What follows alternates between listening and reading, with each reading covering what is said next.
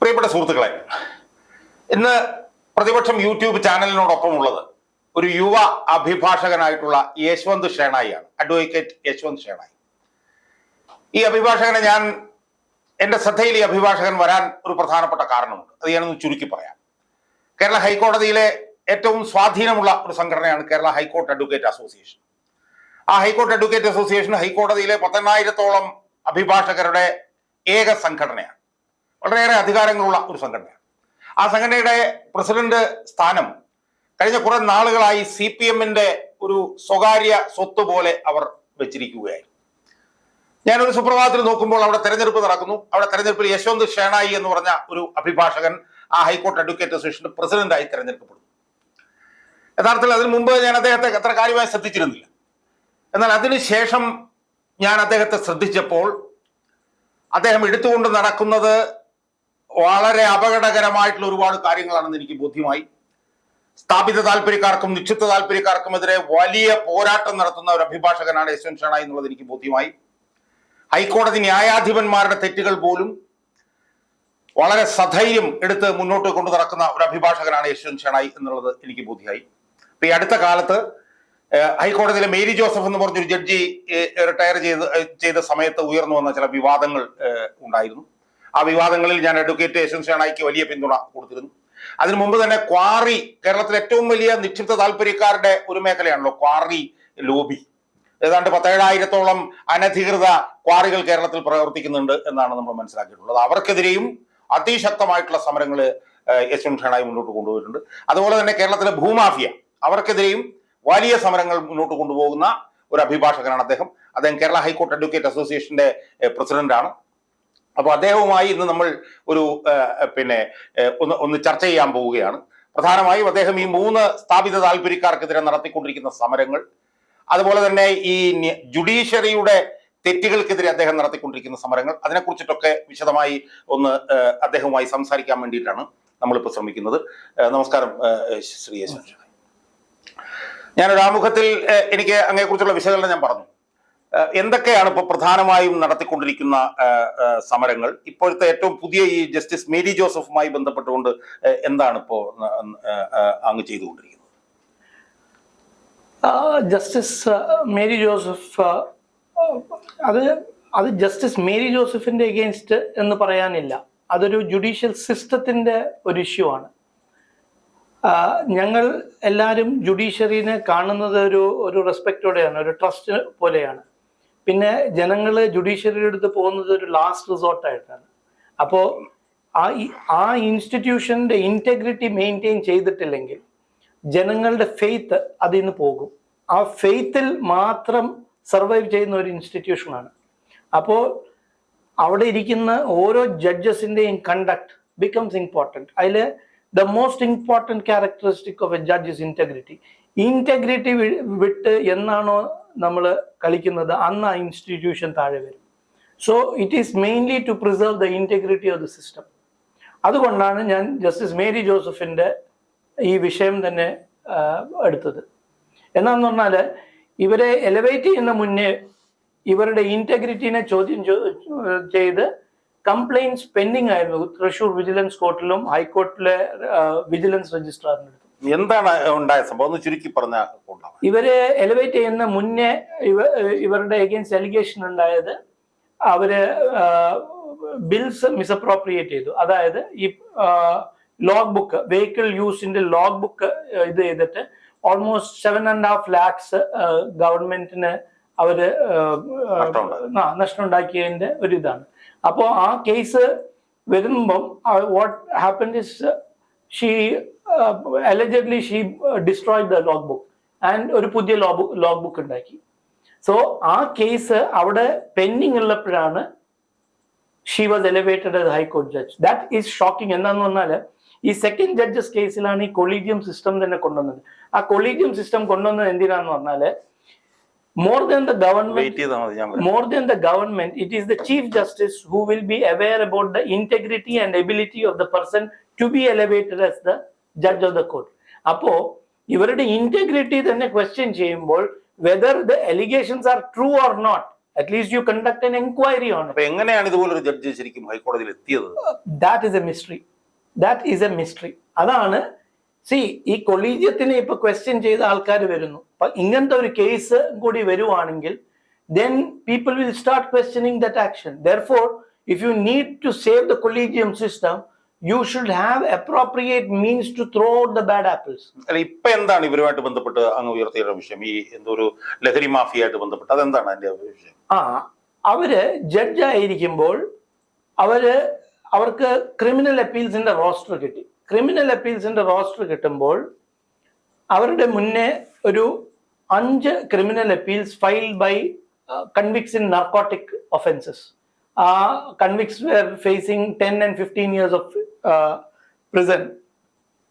അവരുടെ അപ്പീൽസ് വന്നു. ഇവരൊരു സുപ്രഭാതത്തിൽ അത് എടുത്ത് കേൾക്കുന്നു.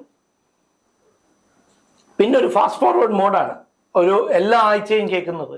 അവിടെ ക്രിമിനൽ അപ്പീൽസ് കിടക്കുന്നുണ്ട് 2010 2015 ഈ ഒരു 2021 ക്രിമിനൽ അപ്പീൽസ്, അതും എല്ലാ അല്ല, സ്പെസിഫിക് ക്രിമിനൽ അപ്പീൽസ് എടുത്തിട്ട് ബാക്ക് ടു ബാക്ക് കേൾക്കുന്നു. പക്ഷെ അതിനേക്കാട്ടും ഇമ്പോർട്ടൻ്റ് ആയിട്ടുള്ള വേറൊരു കാര്യമാണ് മേരി ജോസഫ്. ഈ ക്രിമിനൽ അപ്പീൽസ് കേൾക്കുമ്പോൾ അവരുടെ ലിസ്റ്റ് ആദ്യം ചുരുക്കി.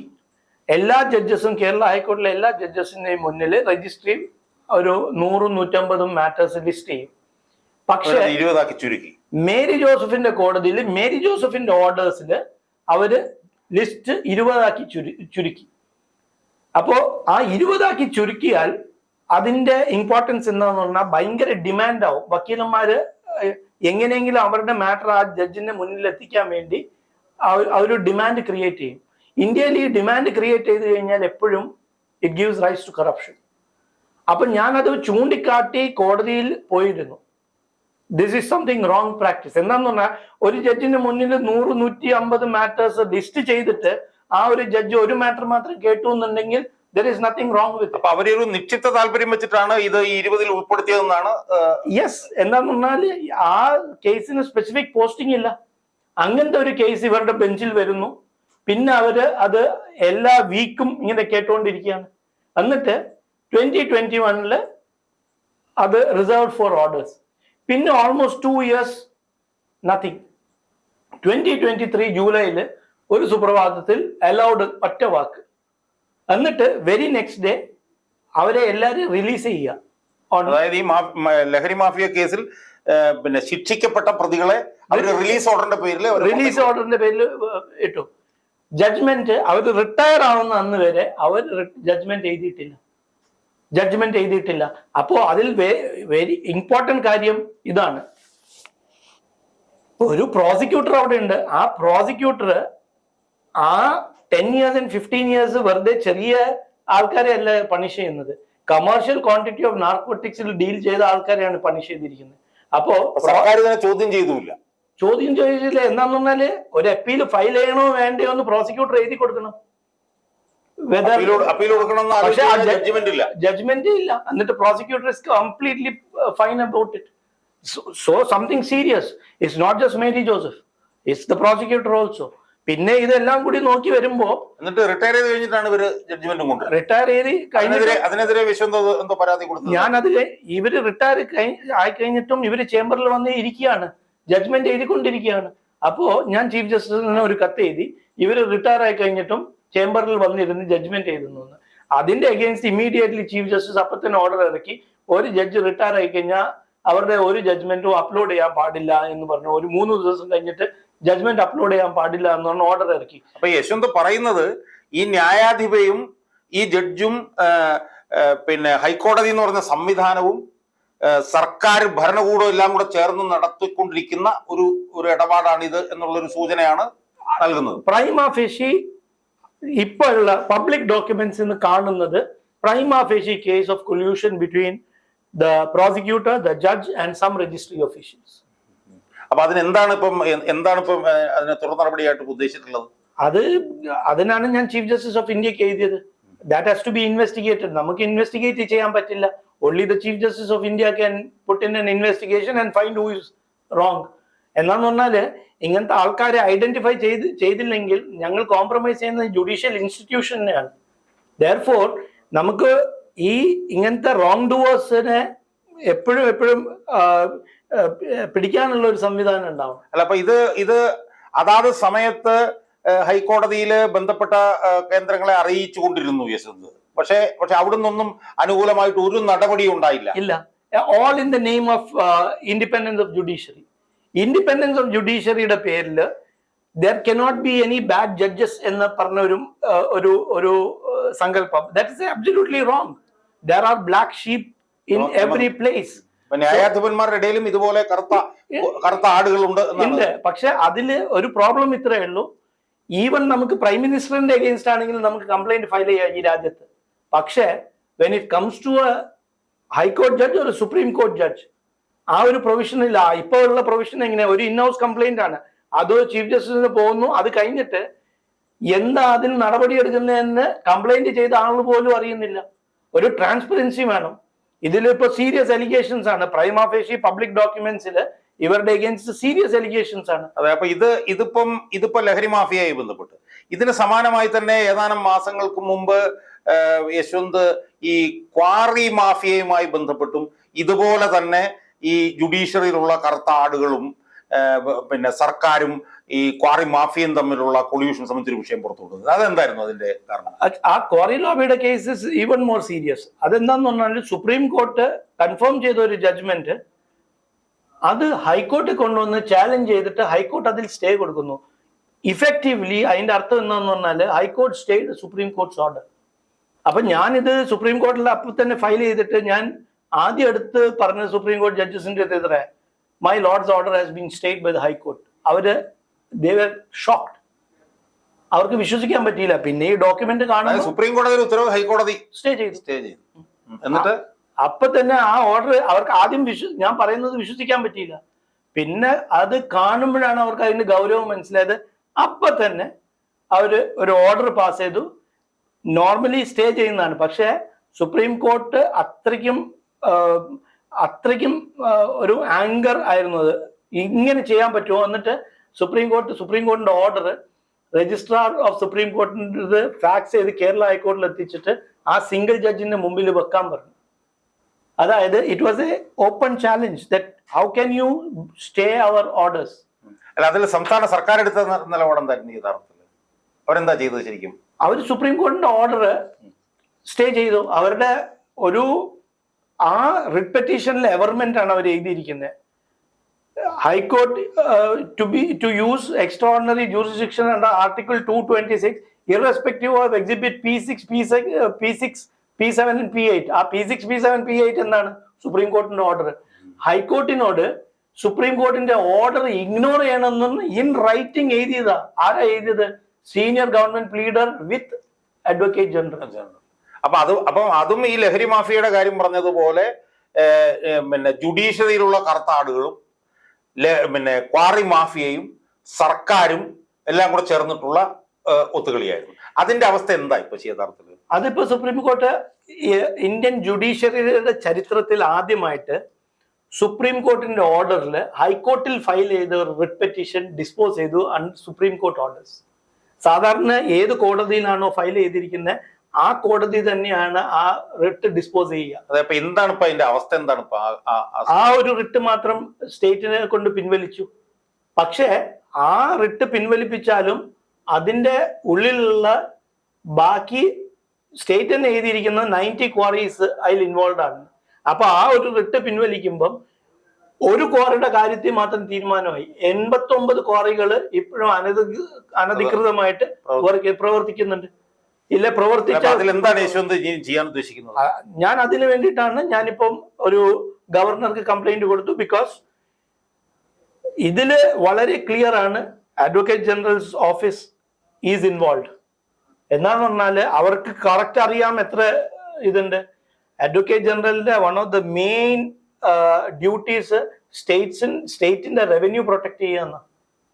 അപ്പൊ അതങ്ങനെ ചെയ്ത് ഈ ഭൂമാഫിയായിട്ട് ബന്ധപ്പെട്ട് ഇതുപോലെ തന്നെ എന്താ പറയാ, അതെന്താണ് അതിന്റെ വിശദാംശങ്ങൾ എന്താണ്? അത് ഞാൻ വെരി റീസെന്റ് ആണ് രണ്ടാഴ്ച ആയിട്ടുള്ളൂ ആ ഒരു കേസ്. അതൊരു മൂന്നാർ ബെഞ്ച് എന്ന് പറഞ്ഞിട്ട് ഒരു ബെഞ്ച് ഇങ്ങനെ മൂന്നാറിലെ പല ഏക്കേഴ്സ് ഓഫ് ഗവൺമെന്റ് ലാൻഡ് ഈ പ്രൈവറ്റ് പാർട്ടീസ് എടുത്ത് രവീന്ദ്രൻ പട്ടയം അതേപോലെ വാഗമണിലും അതേപോലെ ഒരു ജോളി എന്ന് പറഞ്ഞ ജോളി സ്റ്റീഫൻ എന്ന് പറഞ്ഞ ആളുടെ ഫോർജറി.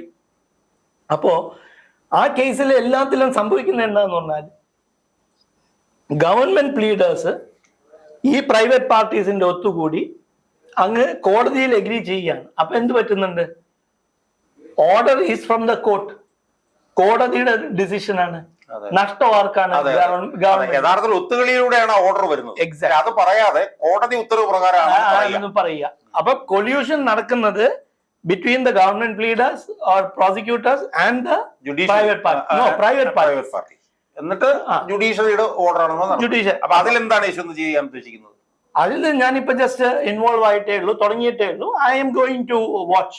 എന്താന്ന് പറഞ്ഞാൽ ഏത് കാര്യം ഞാൻ എടുക്കുകയാണെങ്കിലും അത് പ്രോപ്പർലി സ്റ്റഡി ചെയ്യണം. ആ സ്റ്റഡി നടത്തിയതിൽ there are too much of reports against the government. അതിൽ എനിക്ക് ചോദിക്കാനുള്ള പ്രധാനപ്പെട്ട കാര്യം, ഇപ്പം ഈ പറഞ്ഞ 3 മാഫിയകൾ എന്ന് പറയുന്നത് കേരളത്തിൽ ഏറ്റവും കൂടുതൽ സ്വാധീനമുള്ള 3 മാഫിയകളാണ്.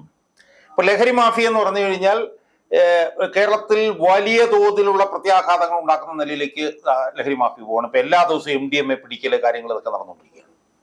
ക്വാറി മാഫിയ എന്ന് പറഞ്ഞു കഴിഞ്ഞാൽ 100% ലാഭം ഉണ്ടാക്കുന്ന, ഞാനത് പരിശോധിച്ച് നോക്കിയപ്പോൾ വേണ്ട 17,000-ഓളം അനധികൃത ക്വാറി മാഫിയകൾ കേരളത്തിൽ പ്രവർത്തിക്കുന്നുണ്ട്. അതുപോലെ തന്നെ പ്രധാനപ്പെട്ട ഒരു മാഫിയാണ് ഭൂമാഫിയ, മൂന്നാർ കേന്ദ്രീകരിച്ച് പ്രവർത്തിക്കുന്ന. അപ്പം VS അച്യുതാനന്ദന്റെ കൂടെ ഞാനുള്ളപ്പം മൂന്നാർ കയ്യേറ്റം ഇതൊക്കെ എനിക്കറിയാം. അപ്പൊ ഈ 3 മാഫിയകൾക്കും എതിരെ ഒരേ ഒരു അഭിഭാഷകൻ എന്നുള്ള നിലയിൽ യശ്വന്ത് ഷേണായിക്ക് എന്ത് റിസൾട്ട് ഉണ്ടാക്കാൻ പറ്റും എന്നുള്ളതാണ് എന്റെ ചോദ്യം. എനിക്ക് റിസൾട്ട് എന്ത് കിട്ടും എന്ന് എനിക്കറിയില്ല. ആ ചോദ്യത്തിന് ഉത്തരം ഞാൻ മഹാഭാരതത്തിൽ മാത്രമേ കണ്ടുള്ളൂ. Do your duty, leave the fruits of it somewhere. ഞങ്ങൾക്ക് സത്യസന്ധമായിട്ട് ചെയ്ത കാര്യം എനിക്കറിയാം. My backyard is clean. അതുകൊണ്ട് I will expose it. What happens there after is left to the almighty. അല്ല, എന്തെങ്കിലുമൊക്കെ പിന്നെ ഭീഷണികളും കാര്യങ്ങളും പ്രശ്നങ്ങളൊക്കെ ഉണ്ടാകണമല്ലോ, ഉണ്ടാകാതിരിക്കാൻ പറ്റില്ലല്ലോ. ഭീഷണി ഉറപ്പായിട്ടും ഉണ്ടാവുമല്ലോ. ഇത് you just see who I am dealing with. Narcotics lobby, land lobby, quarry lobby. And then please see the political party behind it. See the history of that political party. ഇത്രയും വയലന്റ് ആയിട്ടുള്ള ഒരു political party ആണ്. അതിൽ നല്ലവരും ഉണ്ട്. പക്ഷെ but the fact is this thing, ഈ system ഇത്രയും മോശമായി പോകുമ്പോൾ അതിനെ റെസിസ്റ്റൻസ് ഉണ്ടാവാണ്ടിരിക്കരുത്. ആ റെസിസ്റ്റൻസ് ഇല്ലെങ്കിലാണ് എല്ലാ കാര്യങ്ങളും. ഈ 3 മാഫിയകൾക്കും എതിരെയും അതുപോലെ തന്നെ ജുഡീഷ്യറിയിലുള്ള കറുത്ത ആടുകൾ, അവർക്കെതിരെയൊക്കെ എവിടം വരെ പോകാൻ കഴിയും യശ്വന്ത് ഷേണായിക്കുന്നുള്ളത്? ഞാൻ എനിക്ക് ഒളിപ്പിക്കാനൊന്നുമില്ല. My slate is clean. അതുകൊണ്ട് എൻ്റെ അടുത്തുള്ള ഡോക്യുമെന്റ്സും വെച്ച് I can go to a long extent. ഇപ്പോൾ even take for example Mary Joseph, clear cut documentation ആണ്. I will ask the system to look in to the documents. System എങ്ങനെയാണെന്ന് പറഞ്ഞാൽ I always believe judicial system ഒരു test match ആണ്. 1 ഡേയോ T20 അല്ല. ആൾക്കാർ വരും, അടിക്കും, അങ്ങനെയല്ല. രാഹുൽ ദ്രാവിഡ് പോലെയാണ്. ഇരുന്ന് മുട്ടിക്കോളണം. ഒരു ഇന്നിങ്സ് ആണ്, 2 innings. So I always believe the judicial institution has always delivered. പക്ഷേ ഇറ്റ് ടേക്സ് ടൈം. അതുകൊണ്ട് I have fought now. Mary ജോസഫിന്റെ എതിരെ ആ ലിസ്റ്റിംഗിന്റെ മുകളിൽ I file cases. It got blocked by the system. But that block is not going to be forever. It's a test match. I will be there. I am not out still. I'll be there. I will take it up. And then finally, you see, who am I fighting it for? Fighting it for the people of Kerala, whether they understand it or not. Everybody in the Lahiri Mafia Karnam, families are തീർന്നു പോകുന്നത്. Families, നമ്മുടെ social fabric ആണ് തീർന്നു പോകുന്നത്. അപ്പോൾ ഇതിനൊക്കെ ഒട്ടും resistance ഇല്ലാണ്ട്, ഒരു ഫൈറ്റ് പോലും ഇല്ലാണ്ട് ഇവരെ എക്സിസ്റ്റ് ചെയ്യാൻ സമ്മതിക്കുവാണെങ്കിൽ that is the greatest loss to the society. Even 1 pocket of resistance, ഒരു പോക്കറ്റ് ഓഫ് റെസിസ്റ്റൻസ് മതി. അപ്പോ that is where if you look at total India, നമ്മളിപ്പം ഏത് ഗവൺമെന്റ് ഓഫീസിൽ പോയാലും കറപ്ഷനാണെന്ന് പറയുന്ന ആൾക്കാർ കേൾക്കാം. പക്ഷെ നിങ്ങളൊരു കാര്യം ആലോചിക്കുമോ, ഇന്ത്യ പോലെ ഒരു രാജ്യം would it have survived if all the government officials were corrupt? It cannot survive. Otherwise, ഈ ഇത്ര കറപ്റ്റ് ഒഫീഷ്യൽസിന്റെ ഇടയിലും there are pockets of resistance, there are good people involve. ഇപ്പൊ ഈ മൂന്നാർ കേസിലാണെങ്കിൽ എടുത്തോളൂ, അവിടെയും കുറെ നല്ല ഒഫീഷ്യൽസ് നല്ല റിപ്പോർട്ട് എഴുതി ഇട്ടിട്ടുണ്ട്. അതുകൊണ്ട് nobody is having a free way. പക്ഷേ today I am seeing a situation where the government is compromised, the Advocate General's office is compromised. ആ ഒരു നെക്സസ് is dangerous. എന്താന്ന് പറഞ്ഞാല് when the government itself is taking away from the people and the Advocate General's office is quiet about it, virtually you have no one to protect the people. എനിക്ക് തോന്നുന്നത് ഇത് ഒരുപാട് സമയം ഇങ്ങനെ നമ്മൾ സംസാരിച്ചുകൊണ്ടിരിക്കും, പക്ഷേ സമയപരിമിതി കൊണ്ട് നമ്മൾ ചുരുക്കുകയാണ്. എന്നെ സംബന്ധിച്ചിടത്തോളം ഒരു പൊതുപ്രവർത്തകൻ എന്നുള്ള നിലയിൽ, ഇതുപോലുള്ള അനീതികൾക്കെതിരെ പോരാടുന്ന ഒരാളെന്നുള്ള നിലയിൽ, യശ്വന്ത് ഷേണായിയെ പോലുള്ള അഭിഭാഷകരുടെ നിലനിൽപ്പും അവരുടെ പോരാട്ടവും വളരെ ആവേശകരമാണ് എന്ന് പറയുന്നതിൽ എനിക്ക് യാതൊരു മടിയുമില്ല. എന്നുവെച്ചാൽ വലിയ തോതിലുള്ള സിനിസിസം നമ്മളെ ബാധിച്ചിരിക്കുന്ന ഒരു കാലഘട്ടത്തിൽ ഇതിനി എങ്ങനെ നന്നാവാനാണ്? പാറമട ലോബി, ഭൂമാഫിയ, ലഹരി മാഫിയ, ജുഡീഷ്യറിയിലെ കറുത്ത ആടുകൾ, സംസ്ഥാന സർക്കാരിന്റെ കോംപ്രമൈസ്, ഇതെല്ലാം കൂടെ വന്നിരിക്കുന്ന സാഹചര്യത്തിൽ ഇനി എന്ത് നന്നാവാനാണ് എന്നും ഇതൊന്നും നന്നാവാൻ പോകുന്നില്ല എന്നുമുള്ള ഹൈലി സിനിക്കൽ ആയിട്ടുള്ള ഒരു പൊതുമണ്ഡലത്തിൽ യശ്വന്ത് ഷേണായിയെ പോലുള്ള അഭിഭാഷകരുടെ സമരം പ്രൗഢോജ്വലമാണ് എന്ന് പറയുന്നതിൽ എനിക്ക് യാതൊരു മടിയുമില്ല. വില മതിക്കാനാവാത്തതാണ് ഈ സമരം. ഈ സമരം വിജയിക്കും എന്ന് തന്നെയാണ് ഞാൻ വിശ്വസിക്കുന്നത്. ഒരു അഭിഭാഷകനും പൊതുപ്രവർത്തകനും ഇതുപോലുള്ള അനീതികൾക്കെതിരെ പോരാടുന്ന ഒരാളെന്നുള്ള നിലയിൽ എൻ്റെ എല്ലാ തരത്തിലുള്ള പിന്തുണകളും അഡ്വക്കേറ്റ് യശ്വന്ത് ഷേണായിക്ക് എല്ലാ സമയത്തും ഉണ്ടാവും എന്നുള്ള കാര്യം അദ്ദേഹത്തോട് പറഞ്ഞുകൊണ്ട് തൽക്കാലത്തേക്ക് നമ്മൾ യശ്വന്ത് ഷേണായുമായിട്ടുള്ള സംവാദം നമ്മൾ ഇവിടെ അവസാനിപ്പിക്കുക.